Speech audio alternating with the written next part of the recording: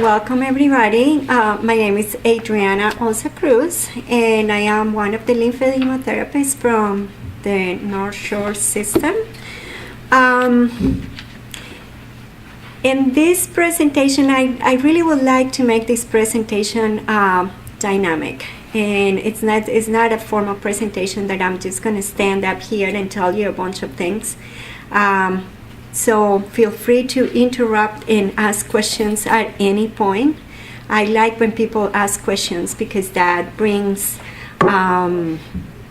different topics and helps me to guide the lecture in regards to what you want to know the most, or the things that you really came here to know about. Okay? So right now we are going to start our presentation. And this is again about lymphedema risk and prevention. So, who here has lymphedema? Okay. My husband. Your husband? But he's not here. Okay. All right. And I kind of see it everywhere. Who thinks that they have lymphedema, but they don't know or they haven't been diagnosed? Nobody? Okay. All right. So I'm going to go back here, and this is the butterfly. This is the lymphedema stigma, and it represents the journey of the lymphedema over the past 20 years. It's sort of kind of like the monarch butterfly that makes a long trip during the winter to go south and then comes back north during the summer. So it says that it has been almost 20 years from not knowing anything about lymphedema until now that we are starting to be really aware about lymphedema, that physicians and other healthcare professionals are working as a team with people that has lymphedema, and also working a lot in preventing lymphedema. So in this presentation, we are going to learn about the definition and types of lymphedema. I'm just going to give you a general overview of the anatomy and the physiology, and I am going to focus more on how do you get lymphedema, what happens inside your body and your circulatory system, and why your body gets overloaded with fluid. So it's important that you understand that, because when you have lymphedema and you go through all the intricate treatment to prevent it or to control it, not cure it, you need to understand why you're doing that. The behavioral strategies to minimize the risk of developing lymphedema, and recommendations based on current literature. So, lymphedema is a condition that is localized, meaning that it's just in one part of the body. Whether it is your leg because you have some lymph node or lymphatic system insult to your pelvis, your abdomen, or your leg itself, or whether it is your arm because you have an insult to the lymphatics of your upper quarter or your arm, or you can get neck lymphedema too when you have head and neck cancer or any kind of insult to your lymphatics in your neck. So lymphedema obviously compromises the lymphatic system. In contrast, edema, it's also accumulation of fluid, but it doesn't necessarily mean that it's localized. Like for example, you have seen a lot of people that has edema in the legs, and it's both legs, and there it's other people that have like generalized edema in the whole body. And their lymphatic system could be compromised at that point, but it's a different physiology. It's a different mechanism. So edema means swelling caused by fluid in your body tissues, and it usually occurs in the arms, legs, face, as I say, or can occur on the entire body. The types of lymphedema are primary and secondary lymphedema. I'm not going to spend a lot of time talking about primary lymphedema because I don't necessarily think that anybody here has primary lymphedema. We are going to explain more what is secondary lymphedema. So the primary lymphedema, it's a congenital condition. It could be hereditary. It progresses over time. So it's kind of like a condition that we have seen that condition in babies, and then as they grow up, it gets worse if it doesn't get treated. And it might present at any time in life, and it's only because the lymphatic system, whether it is the lymph vessels or the lymph nodes, have not developed properly. The secondary lymphedema, which is, I think, that most likely what we are experiencing here, is caused by an insult of the lymphatic system, whether it is surgery, radiation, trauma, tumor growth, infection. It could be caused also when you have chronic venous insufficiency, or filariasis, which is a virus. That is more than tropical weather. So thank God we don't have that here. So the effects of lymphedema, I have a bunch of things here listed, but I would like the people that has lymphedema to tell me what is the thing that bothers you the most, or what is that makes you more aware of your lymphedema. I think the third one, the fear of using the limb. Okay. I don't want to stop, exercising, and I don't want to. I feel like I'm going to lose a lot of my life because of it. Because you have fear of using your. Okay. Yeah, fear of infection. I've been in the emergency. Okay. Well, I'm just wanting to learn for the risk. I don't have lymphedema. Oh, yet, okay. But I've had 12 lymph nodes have been removed, so I Okay. just afraid to make sure I don't. All I don't right. do the heavy housework. I do So yeah, it's just fear of doing anything that's good. That's good. Who else wants to chair? I have a swollen arm and a hand, Mhm. so I'm wearing a sleeve, and I'm just hoping that it doesn't get any larger. Okay. Yeah.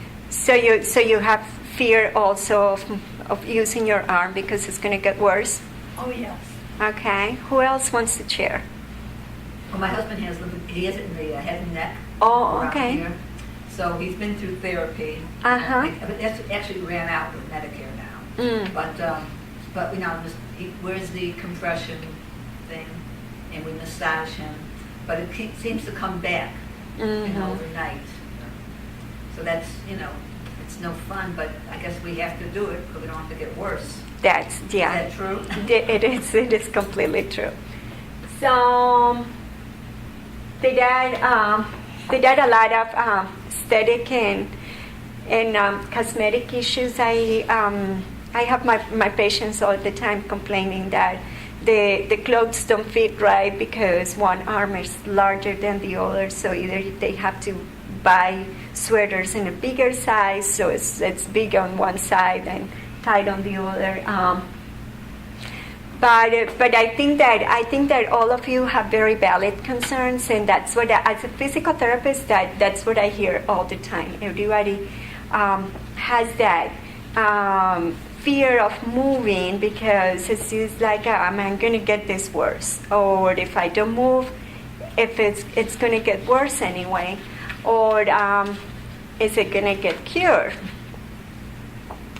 As I say, we just manage it. Kind of a specific question. My wife's having Sure. radiation to her lymph nodes, Mm-hmm. and it's in the peritoneal region. Mhm. I'm wondering what the odds are of getting lymphedema from that So radiation. that's a very important question, and I probably will go back to that, but I'm going to answer now. According to the National Lymphedema Network and all the research, usually when you have lymph nodes removed, that puts you at about, they say that about more than 4 or 5 lymph nodes removed, that puts you at about 50% of risk of having lymphedema. And if you have radiation, that increases your risk at least another 25%. So, If you already have it and then you do radiation, could it be worse? it's hard to tell. As I go deeper into the presentation and when I explain a little bit more the physiology, you are going to understand a little bit more, and probably that will answer your question a little bit better. It all depends on the lymphatic capacity of each individual. So again, these the percentages are not exact, and everybody is different. This is an individual basis because it all depends on your lymphatic capacity. We all have different lymphatic capacities, and it very well could be that a person that had 20 lymph nodes removed, they don't have lymphedema, but other person that has just only one node, which is the sentinel node, removed, they develop lymphedema. It all depends on the lymphatic capacity. Excuse me, but I had 15 lymph nodes removed, Mhm. and so that was a higher percentage. And Right. I noticed after I had that removed, my arms started swelling a little bit, so I went into the sleeve right away. Mhm. But then I had 33 treatments of radiation. And that puts you at a And higher risk. It didn't kick in until like 6 months later. True. So they say that usually 6 months after radiation, that's when, and it was like 6 months, exactly, where the arm started to increase. That is true, but it's also true that lymphedema can develop at any point. I've seen patients 4 or 5 years after treatment, and just because they flew, the arm got swollen. I even had a patient that she didn't have lymphedema, and she was probably 3 years after radiation, and she spent like the whole morning carrying an umbrella in a golf course, and that did it. So you never know. It's really hard to predict exactly, and it's really hard to say this is your risk, and these are things that you should not do, because I want to add something. People have to be careful with if you have lymphedema in the arm, to bend it for a long time. Exactly. For me, it kicked the infection. yeah, anything that compresses the arm, anything that causes increased heat, or anything that causes increased fluid in one part, It didn't go through. that should be avoided. The heat, I'm a big sweater, I sweat a lot. Is that heat to worry about when I exercise it and walk every day? No, perspiration is something different. Heat, it's more like if you are under the sand for long periods of time, so your body is overheating.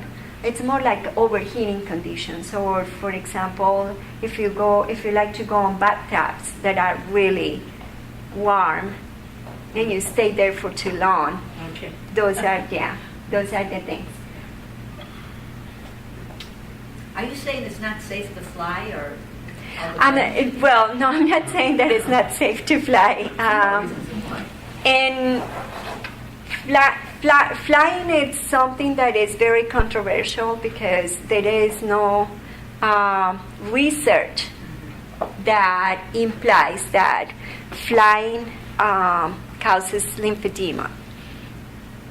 But we have seen some cases of people that fly, and then after they fly, they develop lymphedema. Whether it's a coincidence or whether there is a true direct relationship, I don't know. We just there is no research that supports that. But and flying is not so much the time that you are up in the air, because the cabins are pressurized and the pressure in the cabin doesn't change. It's more like the takeoff and the landing. This is, you already have the lymphedema. So, should he wear his compression thing on the flight? On the face? Again, the National Lymphedema Network does not support that claim. They don't support the claim that you should wear your compression garment while you fly or when you're going to fly.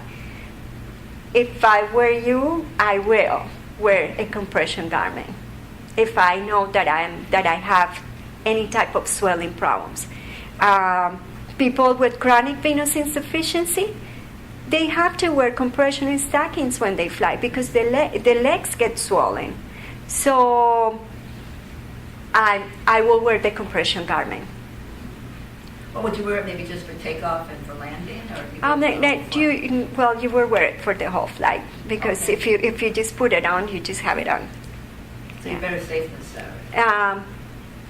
Basically, yes. So what are the most common signs and symptoms of lymphedema? A lot of times, stage 1 lymphedema is it's something that is kind of like lingering there. You cannot see it, you cannot feel it, you cannot feel it, and sometimes, you see that you have that one part of your arm, it's a little bit bigger, but no problems with that. So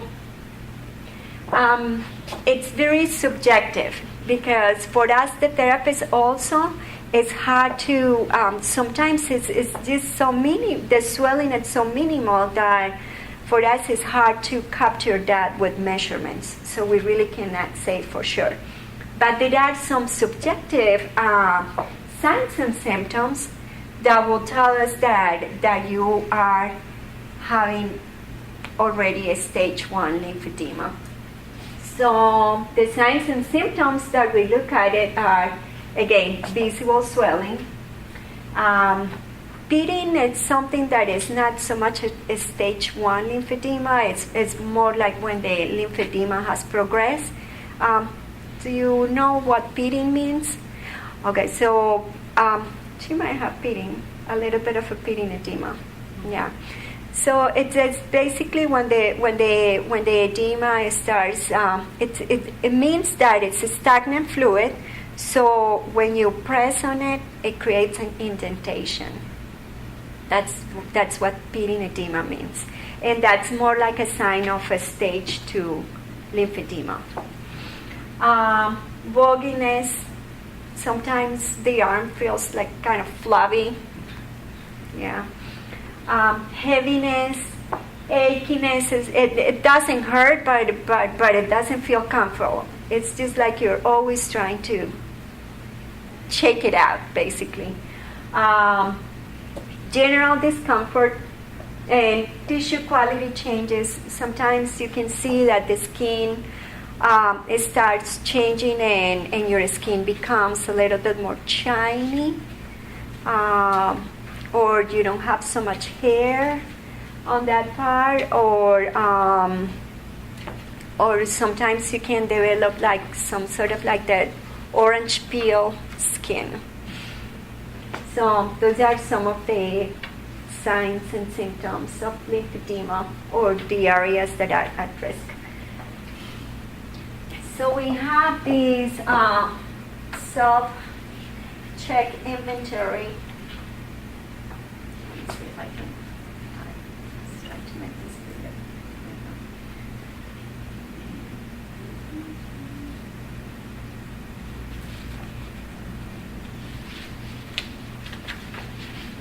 So again, this is kind of like the same symptoms. They are very subjective, but they tell us a lot. So if you feel heavy, full, stiff, bogginess, tightness, tingling, increase in pain, increase in swelling, a new onset of pain, a pain that just came out of the nowhere. And sometimes we, the therapists, give these to patients for them to rate, and that's how we also track progress and see if your lymphedema is getting better or worse.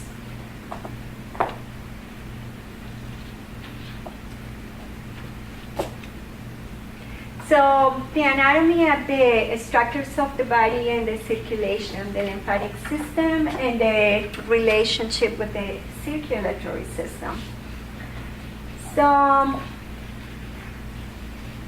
the body is constantly into a fluid exchange. Fluid comes in and then comes out. And that's how we manage to have our normal bodies. And that's how all that water is moved into the body without causing any problems.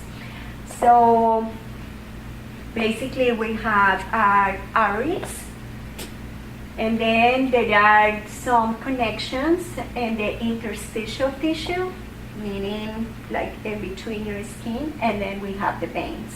So fluid comes inside the arteries, and then it gets absorbed and gets into the veins, and we get rid of the extra fluid as waste, meaning we process that fluid through our kidneys.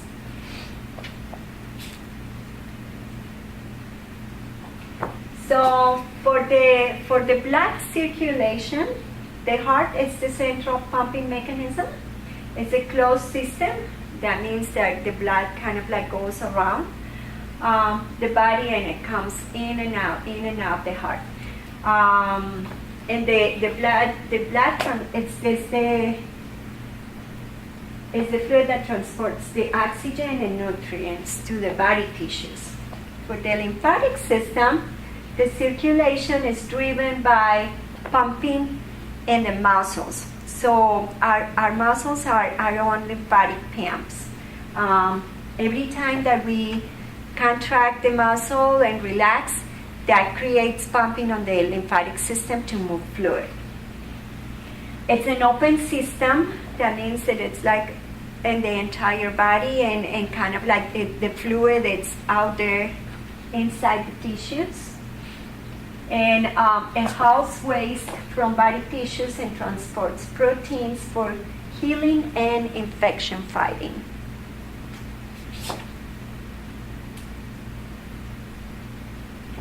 So the lymphatic system. So again, you got lymphedema when you have compromised lymphatic nodes or lymphatic vessels.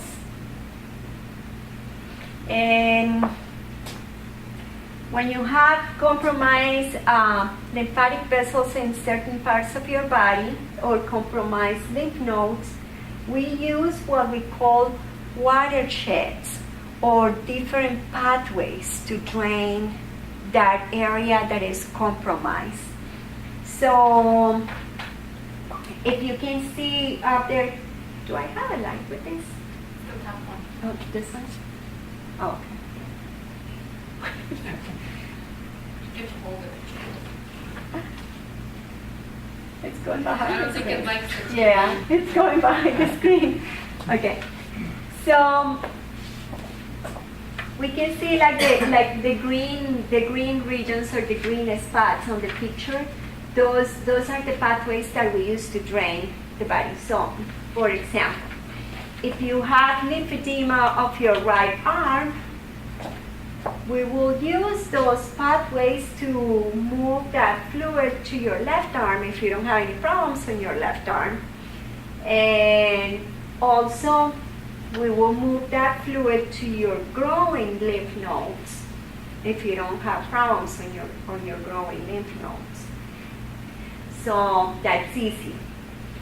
But for, say, something, there are some women that have reconstruction with abdominal flaps, right? I don't know if that is the case here on someone, but so when they do reconstructions with the abdominal flaps, they basically take tissue from the abdomen, and that compromises the lymphatic system in the abdomen too. So that person that has lymphedema on the right arm, that had a reconstruction on the abdomen, now we cannot direct that fluid down to the groin because we're going to cause more problems there. So we will be using pathways in the back or posteriorly to drain the arm and also help not to cause so much inflammation on the abdomen. So that's basically how the lymphatic system works, and how we, with manual lymphatic drainage, teach the body to drain different pathways or in different ways.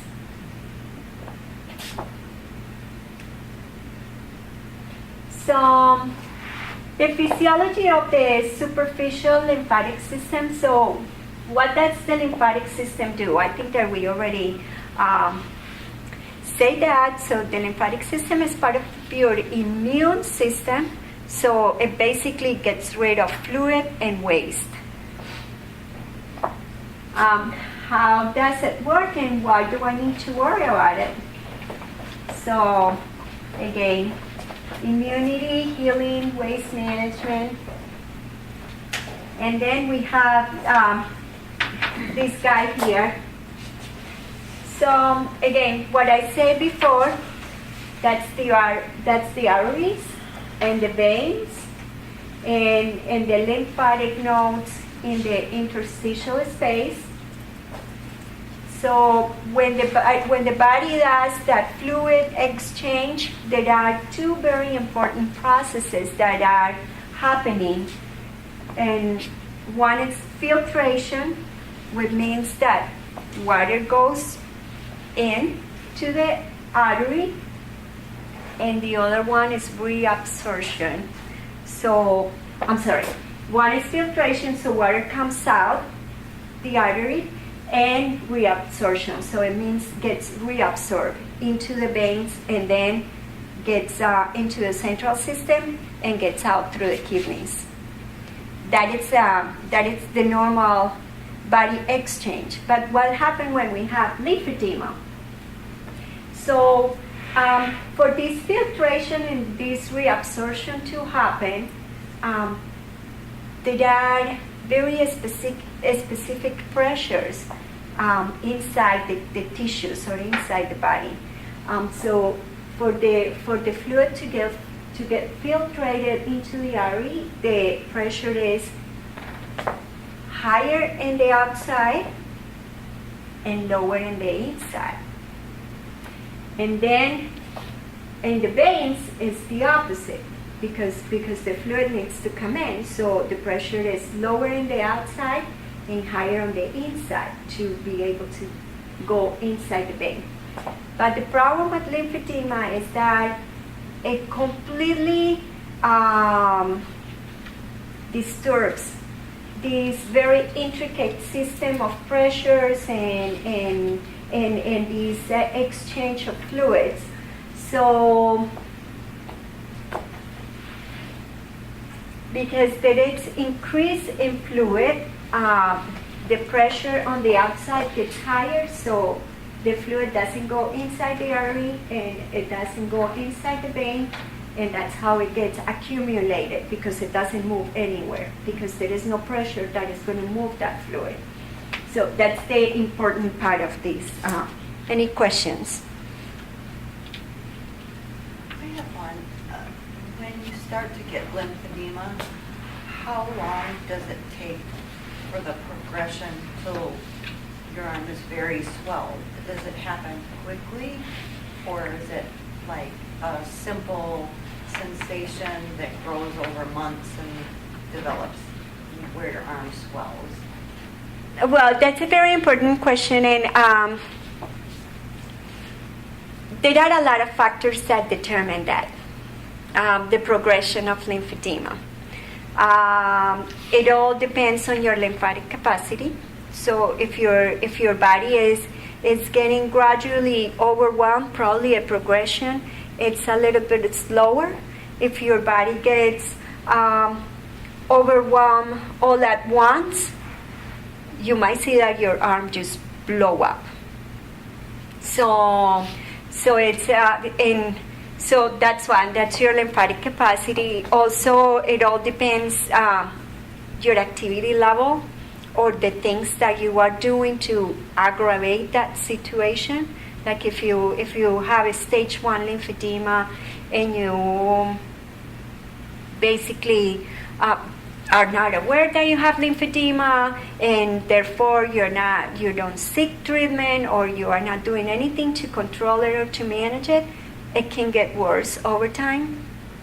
So, it's hard to say because it's both. It can progress quickly, but it can progress slowly too. How bad can it get? Again, if you don't get it treated, it progresses from a stage 1 to a stage 3, where stage 3 it's a lot of fibrotic edema that causes a lot of problems, and the main risk of the progression of lymphedema is infections, basically cellulitis. What about, how common is it after breast cancer and treatment, instead of it hitting earlier, it hits right after radiation? Is that common, or is it, again, it's just, who knows? It is very common because, as I say at the beginning, radiation puts you at a higher risk for having lymphedema. Not only you have your lymph nodes removed, but now you have radiation, so that puts you at a higher risk. So it's very common that you develop lymphedema after radiation. And again, everybody is an individual with how long it's exacerbated. I've been getting treated ever since it started, and it's under control, but I don't have my sleeve on, but I usually wear it. Mm-hmm. Am I going to be doing this the rest of my life? Well, unfortunately, yes, because I didn't have any lymph nodes removed other than sentinel and one other. What did I say at the beginning, right? Just one. Uh-huh. Yeah. It all, I think that you came a little after that. I explained that. That's okay. But it all depends on your lymphatic capacity. Right. So I say there could be people that have 20 lymph nodes removed and they don't have lymphedema. But they could be somebody that had one lymph node removed, and it all depends on your lymphatic capacity. I don't know if you'll know the answer to this, or generally after you've had radiation, is there a time period where if you haven't gotten the lymphedema yet, that maybe you won't? It can happen at any time. We don't know. That's why there are a lot of psychosocial issues related to lymphedema, especially being fearful, because we don't know. We cannot tell for sure. Oh yes, I wish we could diagnose that early and say, oh yes, you're going to have lymphedema, so this is what you need to do to not have it. And we are. There are a lot of studies right now, and we are gearing towards knowing more the lymphatic system with infrared imaging. Just kind of determining if you really have a fluid backup and where exactly it is, and how can we get rid of that. So there are, but again, those are studies that are at a very early stages still, but we're going towards that, towards like doing lymphatic imaging and kind of see, and again, the tumor growth in itself, when you have your tumor, your lymphatic system is already impaired. So it's not only that you got lymphedema because they remove your lymph nodes or because they did radiation. The tumor, when the tumor starts growing, it impairs the lymphatic system. That's the first insult to the lymphatic system, right there. So.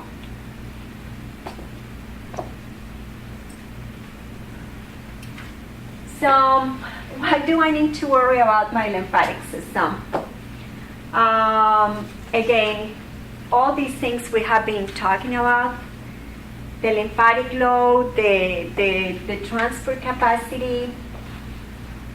If you have any other surgeries or you have any other parts of your body that have been, if you have had any trauma, if you have had any surgery somewhere else, those should be factors that you should worry about it when you have, especially breast cancer. And again, the example that I gave with the patients that have reconstruction with flaps from the abdomen and stuff like that. That should be. It's especially for us therapists, it is something that we take into consideration when we are trying to drain that arm that it's swollen.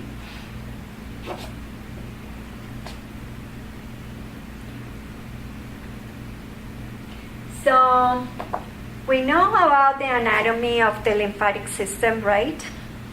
We know that it is comprised of the arteries, the veins, and the interstitial tissues, the lymphatic vessels, and the lymphatic nodes.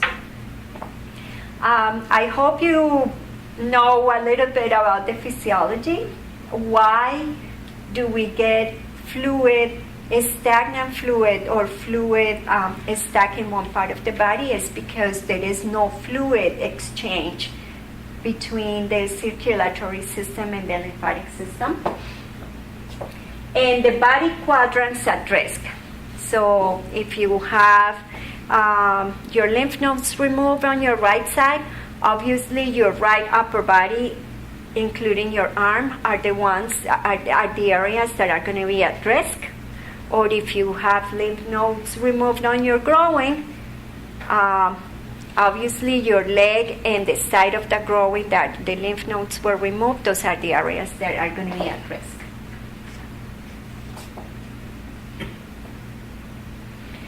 So I talk about the transfer capacity. We have an analogy here that says that it's like a gravel truck.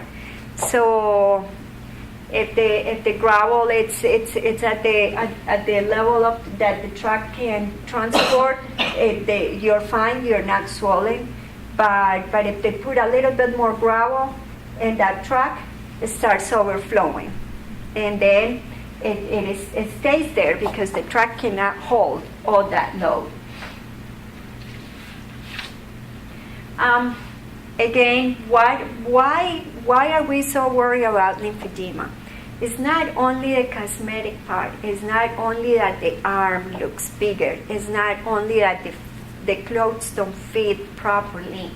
It's also the lymphatic fluid that is stagnant is rich in protein, and bacteria feeds on protein. That's why we don't like a stagnant fluid, because you can get infections.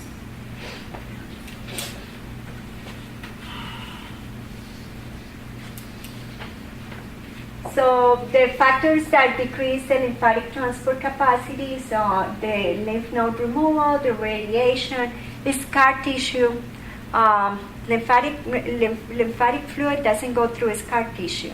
So that's why also we do manual lymphatic drainage to try to teach the body to drain other places that are not the scar tissue part or the surgical part. Can you teach the body to do it? That's what we do with manual lymphatic drainage, trying to But you teach have the to body. actually do the MLD. to make it. Yes. And Is there any good news? I mean, I work as a flight attendant, so I'm flying, and I play tennis with my left arm, and that's, am I screwed for the rest of my life? You know what I mean? Is there any? it's your lymphedema under control? It's still new, but it's here, Okay. so I don't know. Is it? I guess. Well, for your particular case, since you're a flight attendant and you like to play tennis and all of that, yes, you need to do your manual lymphatic drainage, or you need to get a pump. Because it's something, lymphedema, there is no cure for lymphedema so far. They have tried a lot of microsurgical procedures. They have tried to do lymph node transplants and all of that. And that surgery is very new, so they are just following up on people that had the surgery about 5 years ago. And it's very mixed results. They seem that it comes back. So. Really? So yeah. So do you really need to do your lymphatic drainage? Yes. And do you really teach your body to drain otherwise? I believe that. I've seen it in my patients. But you need to be consistent with your lymphatic drainage, because again, you're teaching your body something new. Well, sorry, I know I'm jumping ahead here, but That's okay. one of the things is to go across my back, and if my Mhm. husband's not around, how do I do it? You can do it with a towel. I can show you. Okay. But again, for you will be a good candidate for a lymphedema pump. I just had a question because I wasn't aware until she spoke that you can actually get it over on your side here. I thought it was just the arm itself. So I have it on my breast and back here. See here? all the way back there. That's not from the surgery that? Any you don't have a any part of your body can get. I'm sorry. Any part of your upper quadrant can get compromised when you have axillary lymph nodes removed. Whether it is your trunk, your lateral trunk here, or you can have it in your breast, or you can have it on your on the front of your chest, or you can have it on the back. So you would see and feel swelling and all those And- sensations you mentioned. And actually, I've seen some patients that have more trunk edema rather than upper extremity. Mhm. I've seen that too.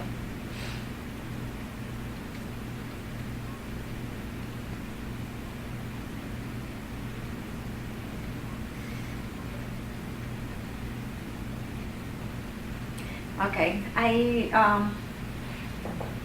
we already talked about things. This is important to learn the principles of risk reduction. As I said, there is no cure for lymphedema. There is no way to say for sure that you're going to get it or you're not. But there are things that we can do to prevent it from happening, or from happening so soon, or from having a really bad onset. And so manicures and pedicures, and it's more like if you get cut, anything that punctures the skin is puts you at risk of developing lymphedema or developing an infection. So you want to prevent cuts to your skin, especially on that arm or that part of your body that is compromised or that your lymphatic system is compromised. Shaving, waxing, again, any insult to the skin. You want to keep your skin very well protected.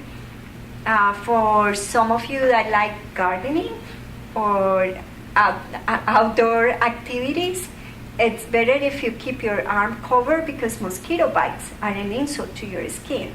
So you gotta be careful with those too. You can use sunscreen to prevent burns. That sunscreen has to be a really high SPF because you don't want to get a burn because that increases again the inflammation to the tissues and it brings fluid there to an area that cannot get rid of fluid. So you got to be careful with that. Insect repellent, are there absolute do's and don'ts? You just got to be careful. I'm not going to say that you cannot get your nails done. That would be terrible. But trust the person that does it and make sure that they do not cut your skin. Don't cut your cuticles.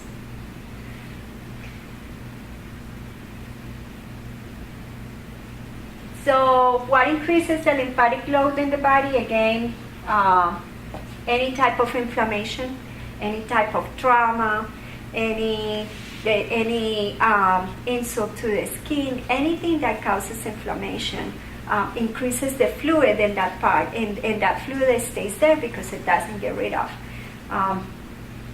Your body cannot get rid of that. Infection, trauma, again, sprains, strains, fractures, increased circulation via exercise. This is for strenuous exercise. It's not your regular activity. It's not your regular workouts. It's just a strenuous exercise. Like, for example, you go to the gym and you lift 150 pounds with your arms. You don't do that when you have lymphedema. Repetitive motions, for example, boxing, that you do repetitive motions, I will be really careful with those repetitive movements. Free movements, little weights, less than 5-pound weights, it's okay. And I think that in that material, in those materials that you have there, you have guidelines for exercise from the National Lymphedema Network. Yeah. Let me see, what did I do with my copy?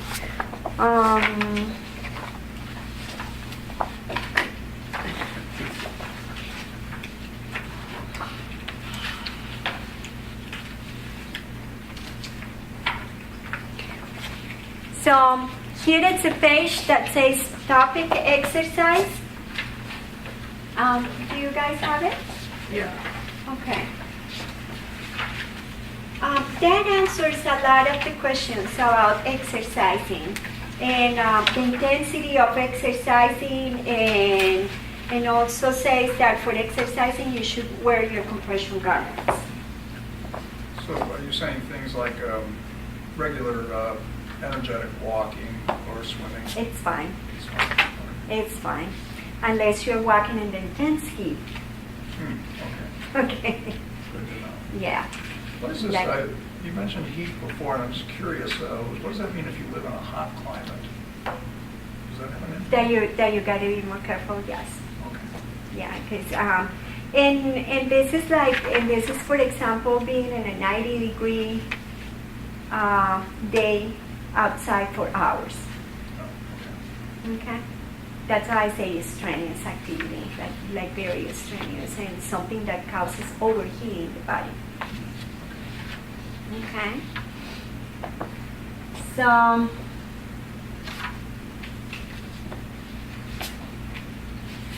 how to minimize the edema, swelling, and constricting the tissues. So prior to medical procedures, discuss the lymphedema risk with your physician.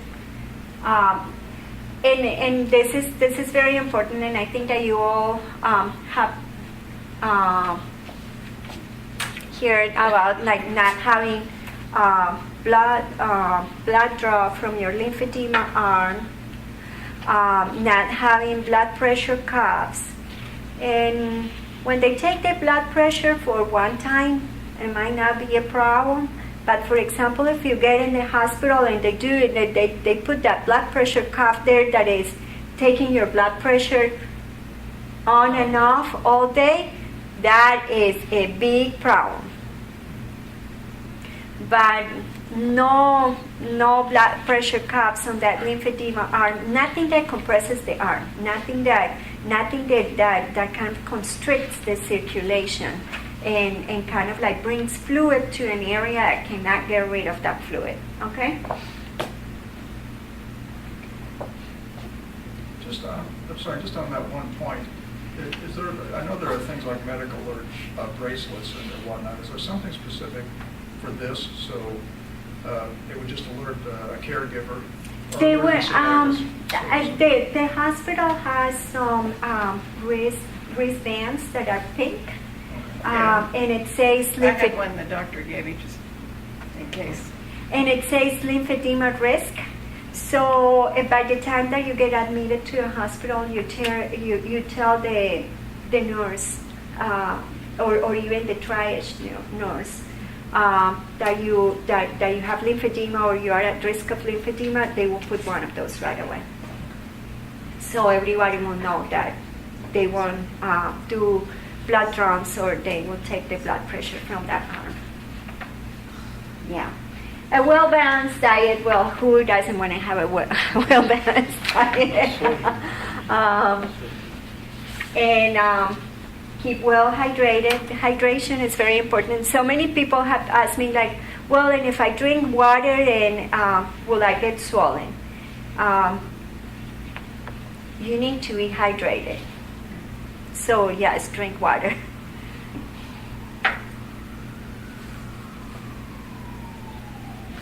How to avoid infection? I would say basically take care of your skin. I am very picky with my patients, and I always like to see a well moisturized skin and very super clean, and you will be okay. And that doesn't necessarily mean that you get infection because you're not clean. Every winter, I get like an eczema on both my forearms. Is that something that's a danger? You know, like eczema, it's a condition. It's an inflammatory condition. It causes inflammation. But you know, if you get it, you get it. What else are you gonna do? Yeah. But it could create. I guess if it gets, you have to be really careful, and you have to apply your ointments and try to maintain your skin as healthy as possible, and trying to tackle it. Because if you let your eczema progress in your skin, then it's open, and then there is more inflammation. You can get an infection, and that is a problem. That is a big problem. Yes. You're talking about infection, like in the arm. Are we also at more risk for infection for getting sick? What do you mean for getting sick? I don't know, because I thought the lymph system helps to get rid of yeah. Yes, it's part of your immune system. So that you are at more risk because your lymphatic system was compromised. I can answer that question. That would be a good question for the physician. I will guess if your lymphatic system is compromised on your right arm, I don't see how your entire lymphatic system will get compromised. Do you know what I mean? I think that if the rest of your lymphatic system is working, you should be okay. But yeah. Oh, you have another question? Sure. I just want to clarify something. Now, my husband has it over here by his neck. Mm-hmm. So as far as blood pressure, when they put the cup on, doesn't matter. It doesn't matter because he still has his axillary lymph nodes. So yeah. But he has to be careful of the sun. Exactly. Yeah. The other things he has to be careful with, and protecting the skin and doing all of What that. are you saying about a pump? Can anyone get a pump? Can you use it for this too? Yes, there are pumps for the neck too. And where do you get them?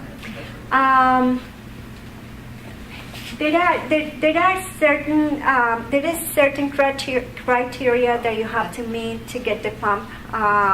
That is something that you need to discuss with the doctor, whether it is your head and neck surgeon, who was here, Dr. Vianney? Braxton. Dr. Braxton. You never had surgery. Just Yeah. had it. Oh, he just had. Yeah, that would be. But there are certain parameters that will determine if your husband is Well, it keeps coming back. a good candidate for the pump. That could be one of the that could be one of the things that will make him eligible for the pump. Yeah. All right. I'm not going to go over that because you know that you should be careful when you exercise. You should not try to run when you can, or and again protect yourself. So again, skincare, light exercise. Use of compression when you exercise is important. Healthy habits. So I think that this is. So here, I think that you have these on your handouts. So try to avoid as possible as you can triggers such injury or trauma, limb constriction, extreme temperatures, and prolonged inactivity. So for the people that is afraid of moving or exercising and moving is better. You're going to have lymphedema anyway. I kind of thought the airplane thing was more being so restricted in the seat. So when I know, you and fly, I'm always doing this and make sure. I know what I was thinking, that as a flight attendant, I'm moving Yeah. around, so Yeah. who knows? Because I'm always wanted. That's that. Well, right now the seats are getting more and more stuck in compressed. there. So yeah, obesity and lymphedema. I mean, it's pretty self-explanatory. If you are heavy, you're overloading your body even more. You are overloading your venous system. You are overloading your tissues. So obviously, it's going to be much more difficult for your body to process that extra fluid. So that it's a correlation between being overweight and lymphedema. If you're overweight, you're at much more risk for getting lymphedema or any type of circulatory, like venous insufficiency or circulatory issues. So if you notice any, not only swelling, any of the signs that we talked about before, heaviness, fogginess, tingling, discomfort, like you feel like you need to reposition your arm or you need to move around because you don't feel comfortable, call your doctor. Ask the doctor, say, should I be seeing a lymphedema therapist? It's never a bad thing to get to see a lymphedema therapist. In that way, you will again learn all these things and probably more individualized things that are more custom to your needs and to what you're feeling at the time.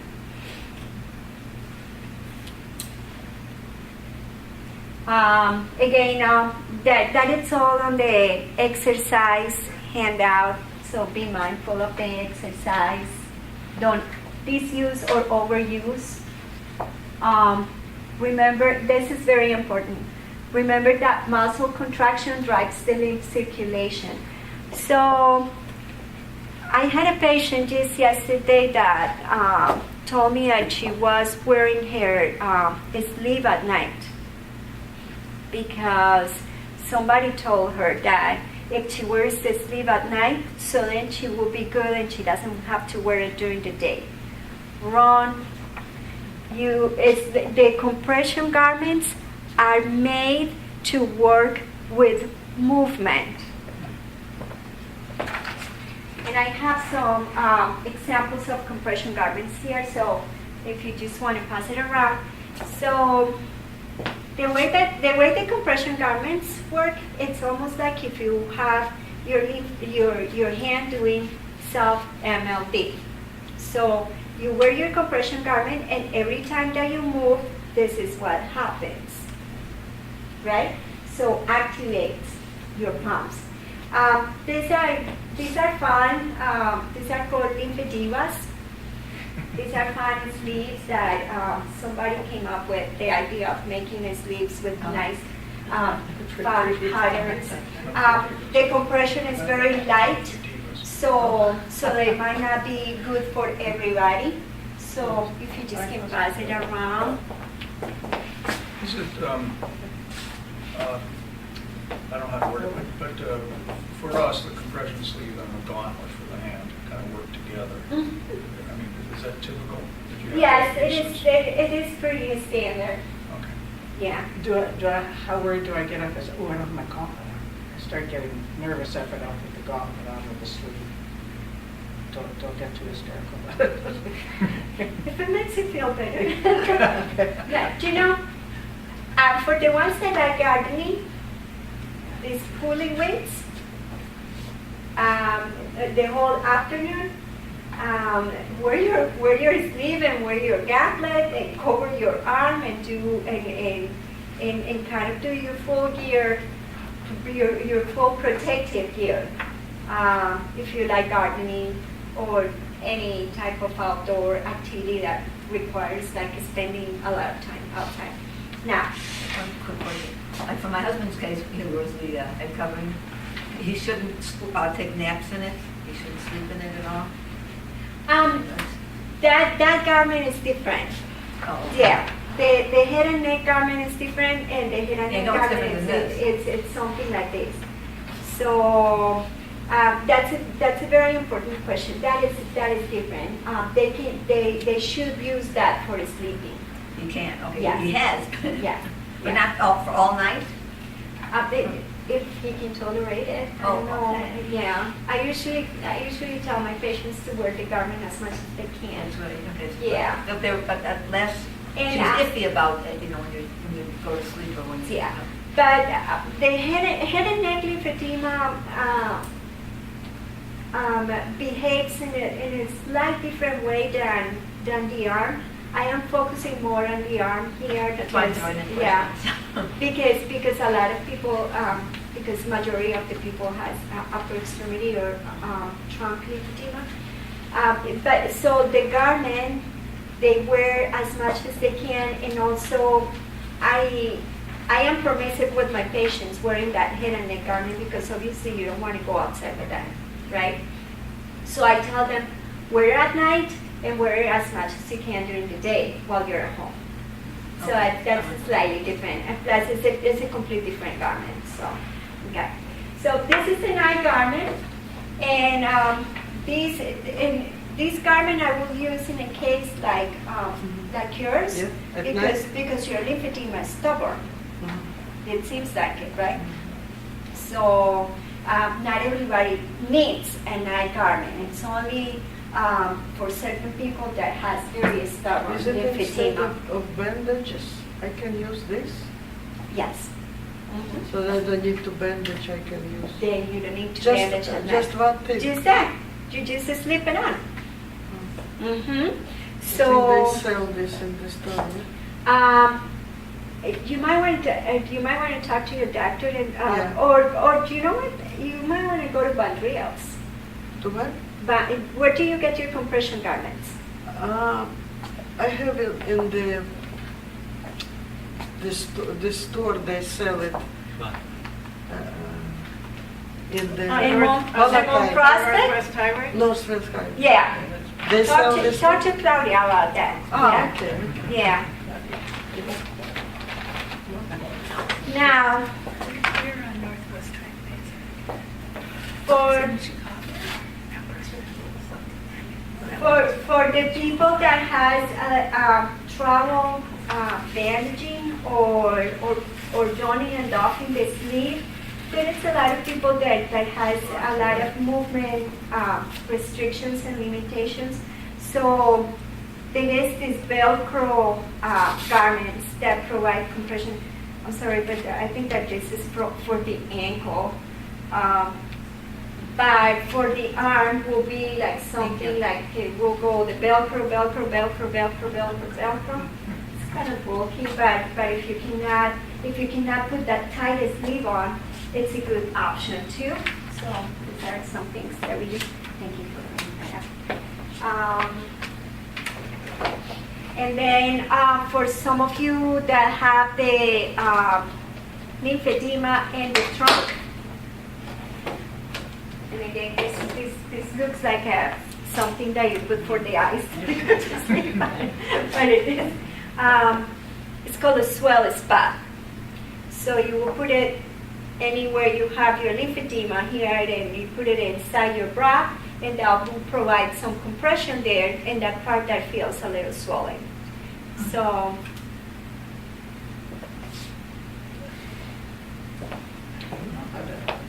And you don't have a picture of a pump? I can't even imagine what it. I might have a picture of a pump here. I'm gonna go over that.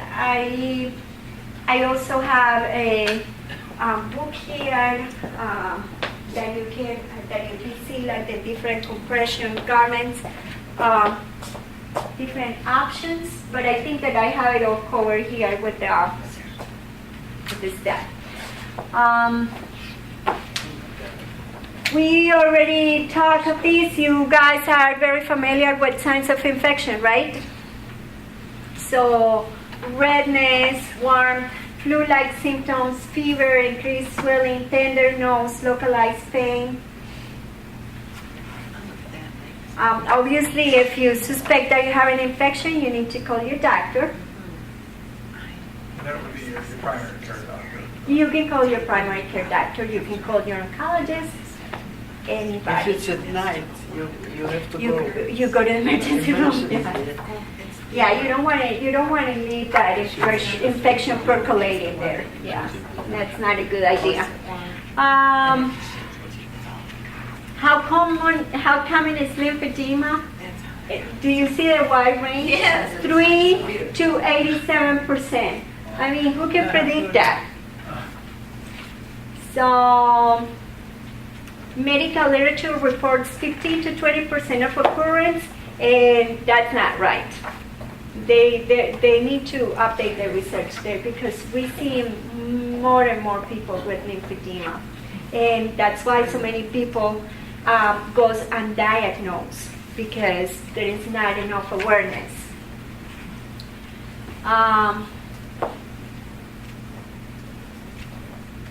So okay, so this is something about the diagnosis of lymphedema. There are discrepancies in measurement tools, diagnostic parameters, and length of the follow-up. And that sort of goes back to where we were talking about, like, when do I develop lymphedema? 6 months after radiation, right away, or 3 years after? We don't know. My question is, I saw the physical therapist prior to my surgery, and we did measurements. Mm-hmm. I went to Lutheran General Coverage, and they had a particular machine that measured the fluid, and she said a lot of people don't have that equipment. I had my full round of going to her. I'm done now. Should I be thinking ahead maybe once a year of going to someone if they have that tool to get checked and see if it's changed at all. Do you have any symptoms? I don't know. Sometimes I get tingling, like right now I have tingling in my hand, and I will do that only if I have any symptoms. I haven't noticed any swelling. I Right. don't wear my wedding ring anymore though, because it was tight, and so, That probably is a good symptom. well, it was And- tight before.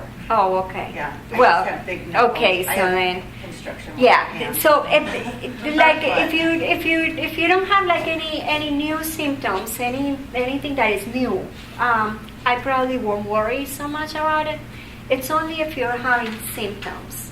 Yeah. The only thing I noticed is like a tingling fingertips.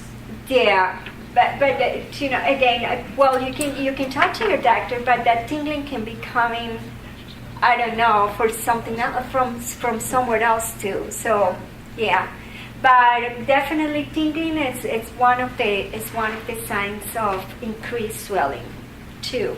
So if that tingling is new, and if you see that gets worse, probably you can get that checked out. But other than that, if you don't have any symptoms, I don't think that you should be going every year or worrying every year. Like, I just do. Yeah. I know I asked the surgeon, I saw her, and I said, what do you think my chances are? And she said, well, if you haven't gotten it by now, then you probably won't. But then I hear different things, so. I won't say that for sure. Yeah. Because I don't want to scare you, you know. I'm not going to say that you're going to get it. But just to tell you, if you won't, that's kind of hard to tell. Yeah. And then I also know I went to see my son down in Arizona for college for the parents' weekend.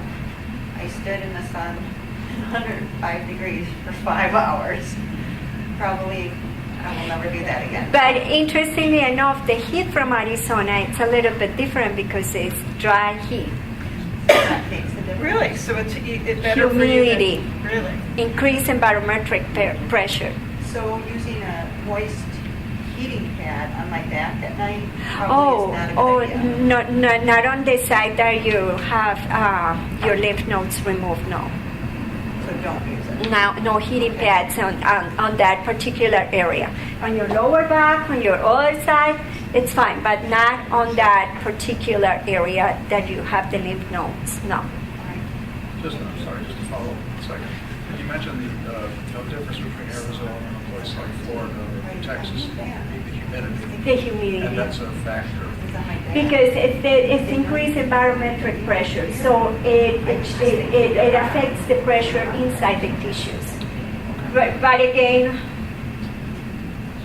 yeah. So, common misconceptions: sentinel lymph node biopsy prevents lymphedema. No. Why no? It's only one node. They only one node. Exactly. They cannot say that. All of this is wrong. Yeah.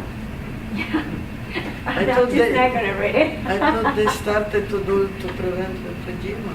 Sentinel. They say that they have developed a lot of like new surgical techniques, and I Yeah. do believe that because surgeries are getting much more minimally invasive. So that means that that the lymphatic system is not so compromised. But it's still it's a misconception to say that because the surgery is minimally invasive, it's not going to cause lymphedema. And then lymphedema risk is limited to immediately after treatment. It's not. So we talked about that before. Diuretics don't help with lymphedema. So lymphedema has no cure. Who treats lymphedema? Usually certified lymphedema therapists.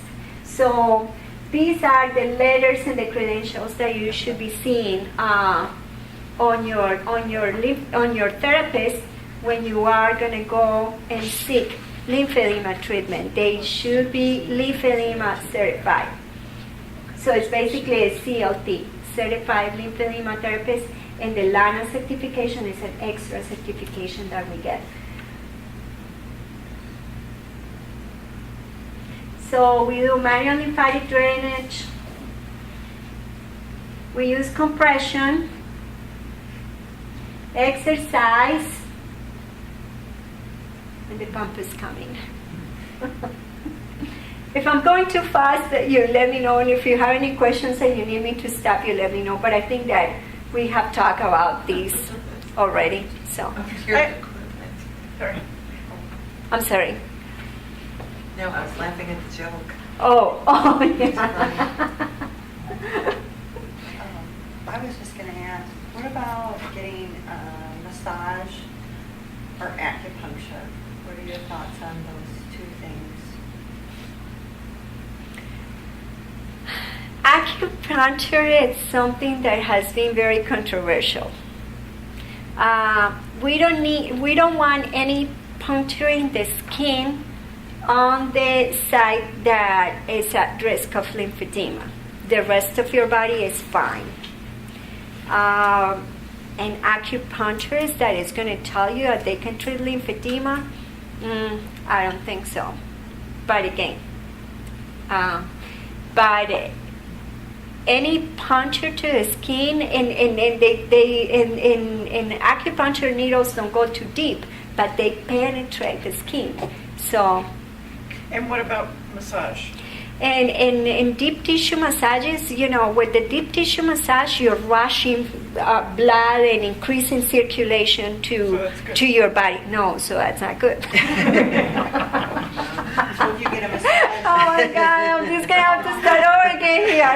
No, because you increase the lymph. If you increase the circulation, Yeah. if you increase the It's fluid gonna stay to there. that part of your body that is already compromised, It's gonna stay then there. it's going to stay there.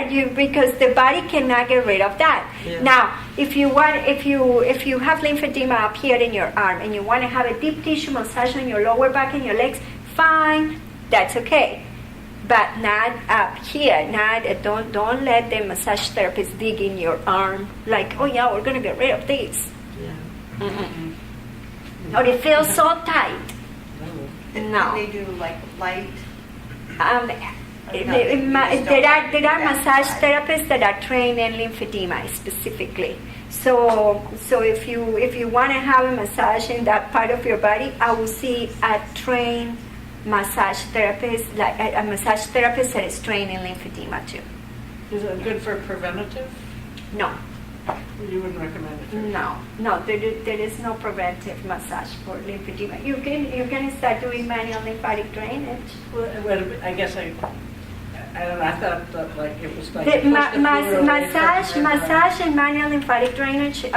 Manual lymphatic drainage is a massage too, but they are like very different techniques. Okay. Yeah. But that's something I would be interested in, right? Because as you say, training it to go someplace else. You could learn manual Don't lymphatic have to go drainage. down. That would be a good idea. Yeah. I like to teach my patients how to do the lymphatic drainage. So as I say, moving. Don't be afraid of moving, right? So go and dust your exercise equipment. So the research on exercise, again, you have all of that on your paper. I'm not going to go over this because probably you won't be able to remember. But wear your garments when you exercise. And you have some handouts for some very simple exercises that sort of like activate the lymphatic flow, moving your neck and doing a scapular or shoulder blade squeezes and arm circles and all of that. And you have pictures for these on your materials that you got. The compression, you already saw the compression live, so that's good. And the compression pump. Am I going to bring that with me on my trips? No, I think that you might want to leave your compression pump in your house, and then when you are at home, you can do it. Yeah, I think that will be a little cumbersome. That's to- enormous. It's not that bad. The machine itself is not that bad. It's very comfortable, very soothing. And actually, the machine for the head and neck looks similar to these, but obviously it has a garment here and it has the chest garment. This is for the arm? Yeah, that's for the arm. But that whole thing is part of it, the whole brown thing is part of it? Yeah, because but remember that we need to clear your trunk to drain your arm. Right. And then, as I say, if you don't have any problems on your lower extremity or in your growing nodes, we clear your growing nodes. So we try to get it all down here to get The rid of last that. part of the manual lymph is, okay, so for me it was the lymph nodes taken out here. Mm-hmm. So the last part is doing the arm. Aren't I sending it to a place that can't accommodate it if I'm doing the arm last? You know what I'm saying? But you already cleared the Right. rest of your. So hopefully it So just sort of hopefully it goes- will pass by. And again, that's part of what your lymphedema therapist does. I usually And I'm not I'm in radiation now, so I'm not doing my PT right now. right. Because I usually look what pathways the patients drain the most, and that's how I teach them to do the lymphatic drainage. They are very standard instructions, but there are other instructions that are like customized to your own needs. And I think that we are getting to the end. Thank you.